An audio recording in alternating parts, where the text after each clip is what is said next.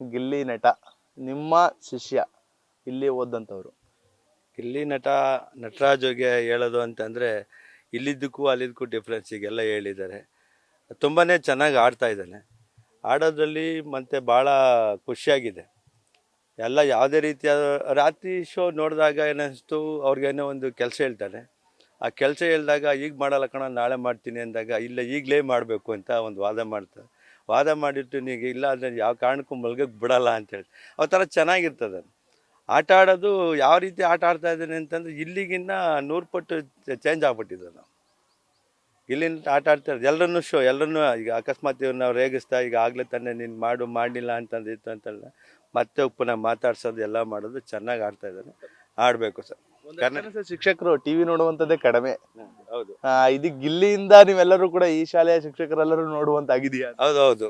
ಈಗ ಶಾಲೆಯಿಂದ ಅಂದರೆ ಗಿಲ್ಲಿ ನಟನಿಂದ ಎಲ್ಲ ನೋಡುವಂತನೂ ಆಗಿದೆ. ನಾನು ನೋಡ್ಬೇಕಲ್ಲಪ್ಪ, ಶೋ ನೋಡಬೇಕು, ಚೆನ್ನಾಗಿದೆ ಯಾವ ರೀತಿ ಆಡ್ತಾನೆ ಏನು ಅಂತ.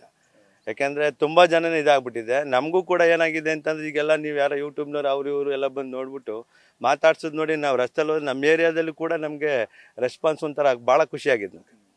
ಸರ್ ನಿಮ್ಮ ಶಿಷ್ಯನಂತಲ್ಲ ಸರ್, ನಿಮ್ಮ ಶಿಷ್ಯನಂತಲ್ಲ ಸರ್, ನಿಮ್ಮ ಸ್ಟೂಡೆಂಟ್ ಅಂತಾನೆ ಅಷ್ಟು ಖುಷಿಯಾಗುತ್ತೆ ಅಂತ. ಹೌದಾ ನೀವಿದ್ರಿ ಅಂತಾರೆ. ಆ ರೀತಿ ನಮ್ಗೆ ಖುಷಿನೇ ಆಗುತ್ತೆ.